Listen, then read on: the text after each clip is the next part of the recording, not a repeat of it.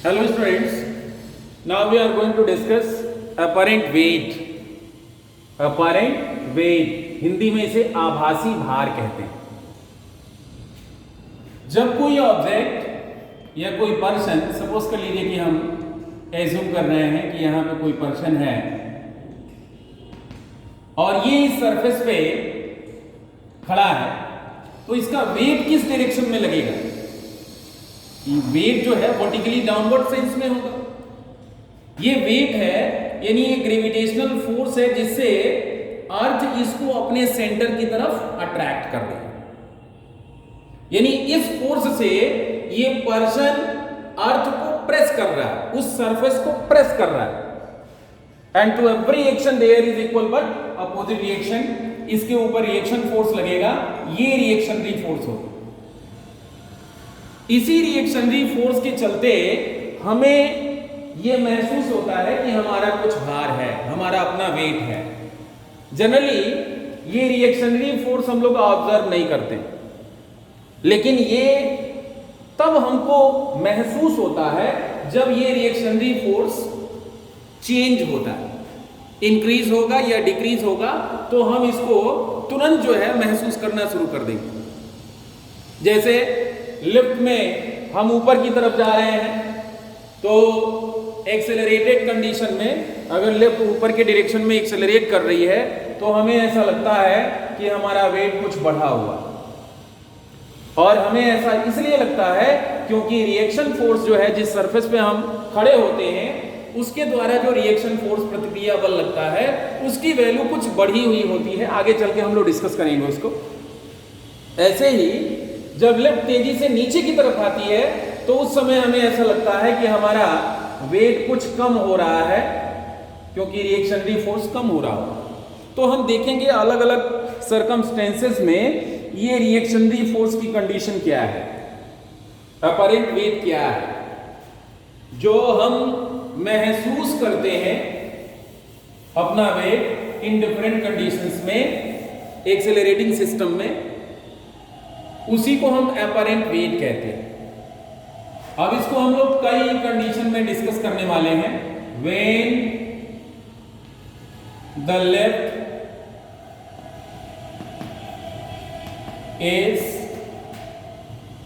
इन rest और in uniform motion.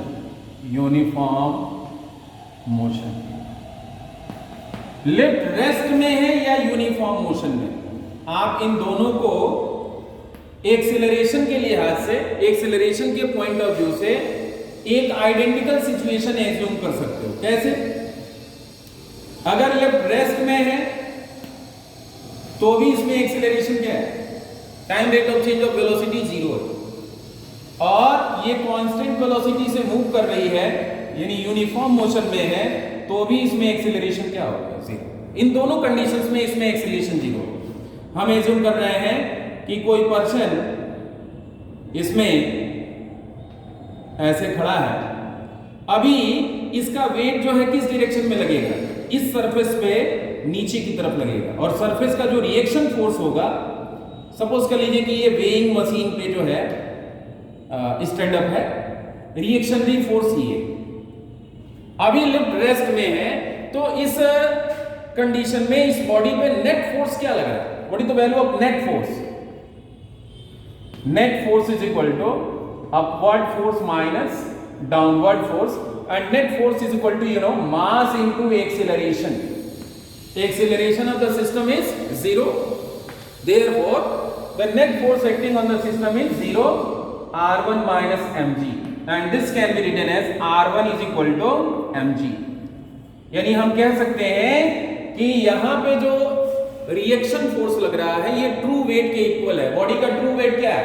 Wait is equal to mg, यानी reaction force जो है वो ट्रू वेट के इक्वल, यानी हम कह सकते हैं कि apparent weight is equal to true weight. Apparent weight is equal to true weight. अब दूसरा केस हम लेते हैं, when the lift is accelerating in upward direction.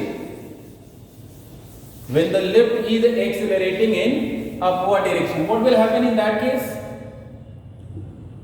अगर लिफ्ट एक्सेलरेट हो रही है अपवर्ड डायरेक्शन में तो इस केस में क्या होगा? इस केस में हम देख सकते हैं कि वेट तो हमेशा नीचे की तरफ, ये ट्रू वेट लगेगा। इसके ऊपर रिएक्शन फोर्स हम एज्यूम कर रहे हैं कि बदले हुई कंडीशन में R2 हो जाता है। ये लिफ्ट एक्चुअली अपवर्ड डायरेक्शन में एक्सीलरेट कर रही है। Now what will be the net force on the body? Net force is equal to, ये अपवर्ड मोशन हो रहा है, इसका मतलब upward force minus downward force, that is equal to net force. And net force is equal to mass into acceleration is equal to R2 minus mg, and this implies that R2 is equal to mg plus a. R2 is equal to mg plus a. यानी जो apparent wait है, apparent wait है, आप देखें mg क्या है? True weight plus ma, इतना force जो है इसमें ऐड हो जा रहा है करंट। इसका मतलब हम कह सकते हैं कि apparent weight is more than true weight in this condition. यानी जब भी लिफ्ट अपवर्ड डायरेक्शन में एक्सेलरेट करेगी तो उस केस में उसका जो अपरेंट वेट होगा उसके ट्रू वेट से वो उस व्यक्ति को ऐसा लगेगा, उस पर्सन को ऐसा लगेगा कि वेट बढ़ा हुआ। अब अगली कंडीशन हम देखते हैं। If the lift is accelerating in downward direction, downward direction में अगर एक्सेलरेट हो रही हो लिफ्ट तब क्या होगा इस केस में? इसी को हम जो है रिवर्स कर दे रहे हैं। हम एज्यूम कर रहे हैं कि लिफ्ट नीचे की तरफ आ रही है ए एक्सेलरेशन से। इस केस में रिएक्शन फोर्स चेंज हो जाएगा, यानी अपरेंट वेट चेंज हो जाएगा। रिएक्शन फोर्स ही अपरेंट वेट, तो net force on the body is what? Net force downward sense में क्या है? mg, और अपवर्ड डायरेक्शन में क्या लग रहा है? R3, and net force is equal to again mass into acceleration. System का एक्सेलरेशन क्या है? a, that is equal to mg minus R3। Now what about R3 is equal to mg minus ma, या आप कह सकते हो mg minus a। ये क्या है? This is the true weight minus ma, यानी अपरेंट वेट जो होगा that will be less than true weight. इस केस में अपरेंट वेट ट्रू वेट से छोटा होगा। अब जरा एक केस ऐसा भी हम एज्यूम कर लें, when the lift is freely falling. Free fall के केस में क्या होगा? फ्री फॉल, अगर नीचे की तरफ बिना किसी कंट्रोल के फ्री फॉल हो रहा है, सपोज कर लीजिए कि लिफ्ट की स्प्रिंग टूट गई। इस केस में अगर फ्री फॉल होगा तो डाउनवर्ड मोशन ही होगा, सेम फार्मूला लगेगा, लेकिन ए की वैल्यू किसके इक्वल हो जाएगी? जी के। और इस केस में जो रिएक्शन फोर्स हो जाएगा, R3 की जगह मैं R4 लिख रहा हूं, this is equal to m g minus a, this will be equal to 0। यानी अपरेंट वेट इस केस में इनको 0 महसूस होगा।